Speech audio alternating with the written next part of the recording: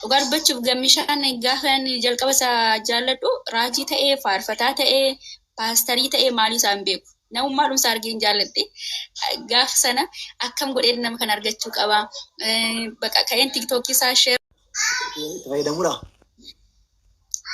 amman argetti akkasuma gammishaa ko dhugaa namoonni baay'een illee isa hin beeku anarrayyuu namoonni baay'een isa hin beeku kanarras immoo tajaajila isaa argeera godha minaamin jedhan suura isaa screenshot godhe beekte screenshot godhe gaafin jalqabe sarguu jechuudha inna akkamittiin argadha nama kana jedhee tan yaaduu jalqabe beekte akkamittiin argachuu danda'a jedheen screenshot godhe beekte duma viidiyoo isaa irra screenshot godheen poostii godheen maaluma yaaddeetu eenyummaa isaa ta'uu hin beekin amma nama qulqullumti nama qabu guutuyyuu eenyummaa isaa ta'uu hin beekin akkattiin dubartii tokko eessattan argattee barbaaddee natti hime.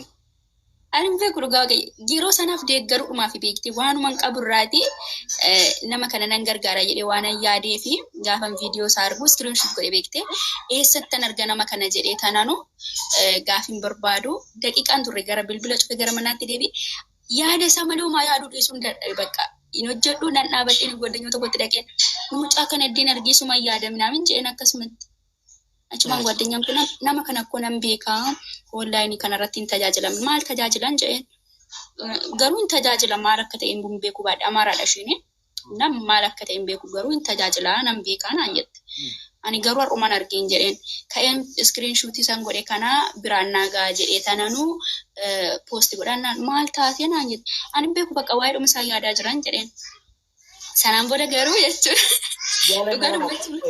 Jaalalli nama qabu akkasuma gara bakkam nama dhaskatti hashnitti. Akkasitti ni wal garuu ammas viidiyoo isaa jalatti deebi'anii maaliifan yaada reetoonni tarii haadha manaa isaa ta'uudha yaaduudha baadde dhaqeen akka dubartiin isa faana faarfatte fa'a viidiyoo isaa jala dubartiin yoo jiraatte nan lala jedhee naante jalqaba kaaseen amma dhumaatti viidiyoo isaa numan ilaala inuman ilaala. Gurbaan dubbisiin. Hin dubbisne. Lakkoofsa isaa ka'eetaan poostii godhee taananii lakkoofsa isaa akka namni naa barbaaduu fi dura isaa beekte otuman viidiyoo isaa laalu gara dhumaarratti raajii raasii immoo jedhee irratti barreeffama isayyuu raajiidha moo jedhee taananii. Ante yeroo bilbila isaa argu dhugaa waaqayyo waan natti dukkana waan ta'e jechuudha inna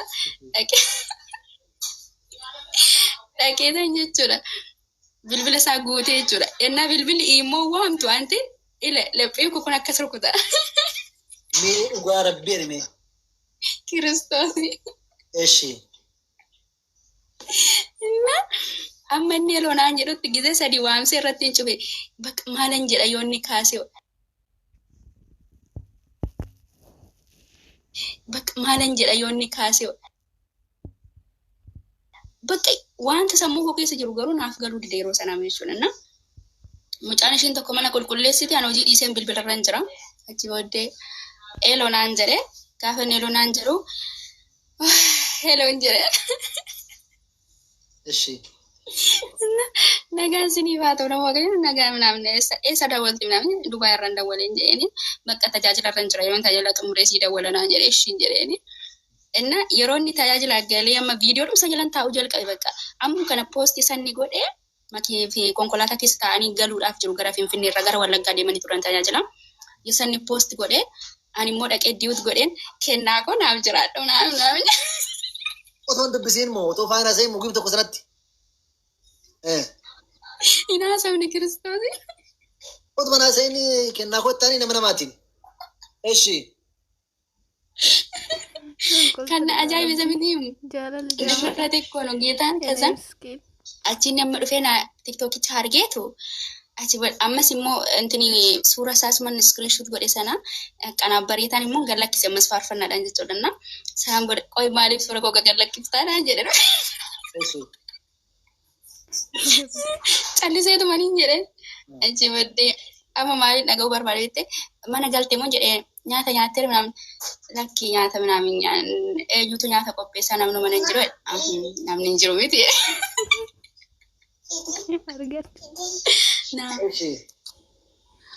Naa akka maatii bira hin jirtu minaamin lakkii waan dhugaadha. Beektaa gammishaa koo dhugaa dubbachuuf yoo ta'e ani gaafin jalqaba akkasitti faarfannaa tokko irratti isa argee dhugaa dubbachuuf akka seenaatti booddee tarii gaayilli keenya milkaa'ee haasa'uun koo nafu isa bira taa'ee haasa'uu barbaada. Yaani waan nan gaddeef jechuun baay'ee akkamitti nama akkasii ta'e dhagaa kanarra akkasitti utaalee waaqayyoon faarfatee yoon jedhuuni nama qaamaan guutummaa gaafa wal bukkee qabu dhugaa dubbachuuf yoo ta'e walakkaasaa hin ga'u namni qaamaan guutuu ta'e jechuudha si galee. Gaafa kana garuu namni kuni barnootatti barateera namadha uumama waaqayyooti jaalalan isaaf qaburraa kan kee maalan yaada namni kun gaafa dhalatu hiriyaa faana dhalatee tarii hollaa isaati tarii mana barnootaatti hiriyaa qaba warreen sun qaama guutuu waan ta'aniif maatii gaarii waan qabaniif jaalalles qabataniiru fuudhaniirus ta'uu danda'a dhalchaniirus ta'uu danda'a si galee miti namni kun garuu guutuu kana waan hin qabneef yoona hawwaa jira namni tokko waan hin dandeenye tokko hin hawwitamu gochuu hin dandeessu garuu hin hawwitamu maalirree ani umurii kana yoon sooressatti seerume yoon qaama guutuutti seerume du'uun koo hinaafu dhumni koo du'uma mitire kana nama kana maali yoon gammachiise isa kanatu natti dhaga'amaa ture beekte otoon qabaadhe yeroo sana waan hin qabu kenneef isa gammachiisee jireenya kana keessaa sabaas natti tola beekte maalirree yoon bakka isa gammachiisee yoon du'e anaaf homaa miti dhugaa dubbachuu yoo ta'e jechuudha kanadha keessatti nama beekna tokko nama ilaali isa qaama hir'uuyyuu miti isa qaama guutuuyyuu nama beekna tokkodhaaf akkatti of kennitanatti qoye. Ani beeku dhugaa waaqayyo maaliif akkas ta'e iyyuu hin beeku dhugaa dubbachuu. Yaa kan hin jedhu sarattuu miti nama mucaa sanaayyuu waaqatu sii kenne. Mucaa sanaa waaqatu sii kenneen sii kenneef. Inni waan nama gaarii ta'e nama qulqulluu ta'edhaaf jechaadha. Innis akkattiin uumamee akkattiin hafuuyyuu ati immoo kennaa isaatiin garuu gaafa tokko gaafa itti galtee jette isaaf miidhaan erga itti galtee ka'eedhaan erga galtee adda argattee keessa galtee deemte isaaf miidhaan. Dhugaadha gammee ko waaqayyoos akkasiin godhiin yoon dhuguma namanii ammallee beektee namoota baay'ee fedha waaqayyooti gaa'illi keessuun irratti kadhatanii yoo fedha waaqayyoo ta'e dhugaa waaqayyo waa'uma godhee aadaan geessu malee innis nama isaati nama fuula waaqayyoo dhaabbatudha waa'uma tokko godhee aadaan geessu malee jireenya isaa keessatti nan galchii wanta boru duubatti na deebisu wayii jira taanaan jechuudha san taane taanaan garuu jireenya lafa kanaa jireenya har'aa borii uffachuu ta'u nyaachuu dhabuus ta'u argachuu hanga dhumaatti hanga lubbuun kana keessa maafin hin kadhanneen isa faana jechuudha godaanarra taa'ee maafin hin kadhanneen hanga dhumaatti akkan isa faana dhaabadhu dhugaa waaqayyo dubbachuu fi keessi koo hamaniira jechuudha isa kana. Kanarraan kanafi wanta immoo ani isarraaf hin ta'u yoo ta'e fuula waaqayyootti hin argamne yoo ta'e immoo dhugaadha waaqayyoon takka daangessuun barbaadan mallee taanaan jechuudha. Malee nama kanallee itti galeellee miidhullee hin barbaadu. Ammuma kana otoo dhiisee inni miidhama jechuudha. Maaliif nafana haasa'aa tureera abdii kennaafi tureera dhabus argadhu samma dhaba kootii sadee garaas jira. Aizoo jechaan jira gaafa ni dhiphatee naa dawwalutti yoon qabaadhe yoon dhabe baqa gaafa kana dhabu namnis immoo maqaa kootti isa waameera intalli sun akkas gootee suuraa kee akkas gootee akkasiin jettee akkas taate baay'ee miidhama beektee yaada isaatis hin miidhama ija namaattis hin miidhama jechuudha hammuma iyyuu jechuudha tasallee isa miidhuun barbaaduuf ifan miidhama malee dhugaa dubbachuu yoo ta'e.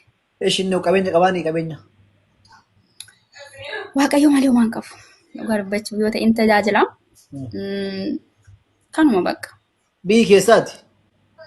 Amboo kam? Amboo iddoo kamiyyuu? Amboo meexxiidha. Meexxii biraan ga'u garuu. Ati nama jabduudhaani baay'een si ajaa'ibsifadheeni baay'ee tokko si ajaa'ibsifadheeni. Naaf jira dhugan mishaa kun. Eenyu maqaan isaa? Raasmoo. Raajii Raasmoo jedhama akka miidiyaa kana. Raasmoo. Raasmoo. Raasmoo. Raasmoo. Raajii Raasmoo jedhama akka miidiyaa kanarratti eeyyee. Maqaan isaa qulqulluu. Kanumadha. Maatiin koo armeen koo odeeffannoo alarraallee yoo dhageesse malee qabatamaatti waan beektu hin qabdu. Obbolaan koo garuu hin beeku. Rakkoon qabu fedha kee taanaan naan jedhani. Armee kiyyammoo amma galuufani waan ta'eef ishee sumutuma jedheetanitti himaa isa faana walii gallee xumurreera waan ta'eef amma kan galeen cidha dhaabbachuuf jaan barbaada. Namni walii galus walii galuu baatus waan inni isa dhiisuu hin qabu jechuudha.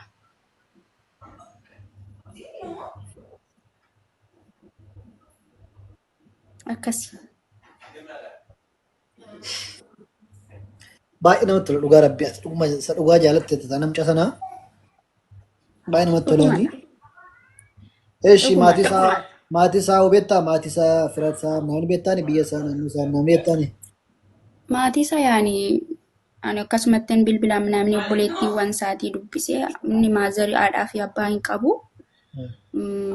Obbolaa isaa immoo dubbiseera bilbilaan jechuudha. Firoottan isaas dubbiseera bakka. Baay'ee namatti tolaan dhugaa rabbii. Dhugaa. Innaa bakka amma cidhi keenya ofirra waaqayyoo ta'e Inni maal hojjetanii? ji'a lamaan booda. Yaa'uma tajaajila malee na hojii hin qabu. Tajaajiluma tajaajila. Ati soo tajaajiltuudhaati bakka waan gaarii ture kaa waan gaarii ta'e. Fedha waaqayyo wayifuun jalqabsiise miti yaa'u. Waggaa sadii keenye waggaa sadii na fakkaata gammishaan maga'u keenya. Waggaa sadii? Maarree ta'uu ga'eem gammishaan kun waggaa sadii deemam dhugaa. Eeshi gaafa duraatti maa ittiin dubbisteeni? Bakka viidiyoo isaa barbaadeen namni lakkoofsa argadhee sanaan booda lakkoofsa irraatiin naqeen dubbiseeni. Bakka nagaadhuma waaqayyoon gaafadheeni suura isaa poosti gochaa waan turee fi innis yaadni maalidha jedhee na gaafate. Otoo xiqqoon turiin immoo faarfataan Amaanu'eel hin beektaa ta'e viidiyoon sun si bira geera yoo ta'e intarviyu nu godhee nu gaafate lamaan keenya. In argine? Geetaa hin agarreen.